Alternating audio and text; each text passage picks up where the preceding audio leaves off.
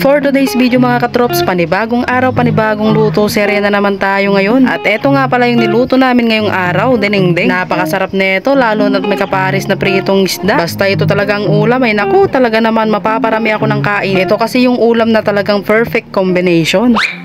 So ayun mga katrops, kakauwi nga lang namin galing bayan kasi kami yung inutusan nila na pumunta ng palengke para bumili ng pwedeng ulamin. Syempre dahil sinabi nila na kami na yung bahala kung anong magandang ulamin, ay di bumili na lang kami dito ng mga iba't ibang klase ng gulay para pang dinengdeng. Trip din kasi namin ng aking malabs magulam ng dinengdeng ngayong araw. Matagal-tagal na din kasi nung last na nakapag-ulam kami ng ganito. So bale, bumili nga kami dito ng isang tali ng saluyot tapos yung bulaklak ng kalabasa. Sinamahan na rin namin ito ng sitaw at yung pabilog na talong para nga mas maging masarap yung ating dinengdeng. Ay bumili na nga rin kami dito ng kamote. Pagka-uwi nga namin galing palengke, ay ayan, todo asikaso na nga kami dito sa mga iba't ibang klase ng gulay. Pinagtutulong-tulungan na nga namin itong anuhin para nga mas mabilis ito matapos para makapagluto na. Ganitong hiwa nga lang yung ginawa ko dito sa talong. Ewan ko lang ha, pero para sa akin parang mas masarap yung pabilog na talong kaysa naman dun sa pahaba. Mas masarap nga rin itong gawing pinakbet. Pagkatapos ko nga palang maghiwa ng talong, ay ayan, binalatan ko na nga itong mga kamote tapos hiniwa ko lang siya ng paganyan. Tapos yung mother naman ng aking malabs, ayan, tamang talbos lang dyan sa saluyot. Sa pagluluto nga ng dinengdeng ay gagamit nga lang tayo dito ng luya at sibuyas. Kaya pala ito yung isa sa napili kong i-content ngayon dahil meron nga tayong katrops na nagre-request ng dinengdeng daw. At syempre mas masarap nga ang dinengdeng kapag ka may kaparis na pritong isda. Kaya naman bumili na rin kami ng Gigi na gonggong.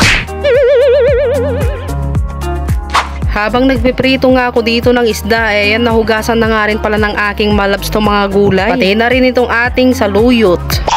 At pagkalipas nga lang ng mga ilang minuto, ay ayan, naprito na nga lahat itong ating Gigi na gonggong. Tignan nyo naman yan, oh. Napakasarap niyan isawsaw sa bagoong na may kalamansi at sili. Ngayon naman ay lulutuin na nga ng mother ng aking malabs itong dinengdeng. Dito nga sa pinagprituhan natin ng isda, ay dyan na nga rin siya magluluto. Sa pagpapakulo nga ay sinabay na nga niya yung kamote. At nung kumukulo-kulo na nga ay maglalagay na nga siya dito ng bagoong isda. Yan nga yung gagamitin nating pampaalat. Ops, baka naman pagkamalan yung Milo yan ha. Hindi po yan Milo, sabaw po yan ng ating dinengdeng. At nung kumulo na nga itong ating pinapakuluan na may kasamang kamote, ay ayan, tinanggal niya na nga yung mga kamote tapos dinurog-durog niya lang. Ganito nga yung way niya sa pagluluto ng dinengdeng para nga daw mas maging masarap. Ngayon naman ay ilalagay niya na nga dito yung mga sitaw at talong. At nung medyo malambot na nga ito ay sinunod na nga niya rin inilagay dito yung mga saluyot. Baka nagtataka kayo kung saan nga napunta yung sibuyas at luya. Ay ayan, inilagay na nga lang dyan sa ibabaw kasi nakalimutan kaninang pakuluan eh. Pagpasensyahan yon, medyo nakabawan kami jaglut-luto pati jagbit video. At ayan mga katrops, luto na nga itong ating dinengdeng. Diba napakadali lang magluto ng ganito? May 3 sili pa oh.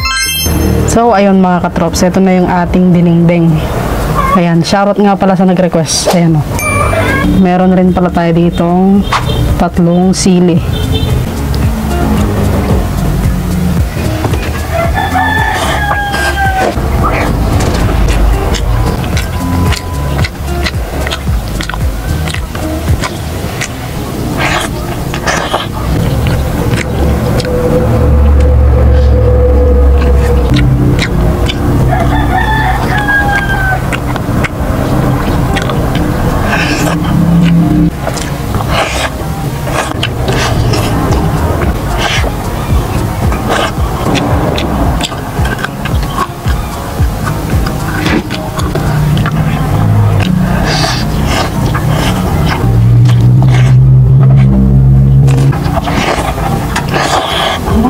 So ayun, shoutout ulit sa ating katrops na nag-request nitong ating dinengdeng. Maraming salamat na thank you. Tsaka gusto ko nga rin po palang magpasalamat sa mga katrops natin dyan na laging nagla-like, comment and share sa ating mga video. Hindi ko man maisa-isang banggitin yung pangalan nyo, ay talagang maraming salamat na thank you sa inyo. Kaya naman kung umabot ka nga sa part ng video na to, ay pa-comment naman kung taga saan ka at kung anong oras mo nga ito napanood para naman malaman ko kung hanggang saan nakarating tong aking vlog. So paano ba yan mga katrops? Hanggang dito na lang. Huwag nyo na rin po palang kalimutang i-like and share tong ating video. Salamat sa panonood. Bye-bye!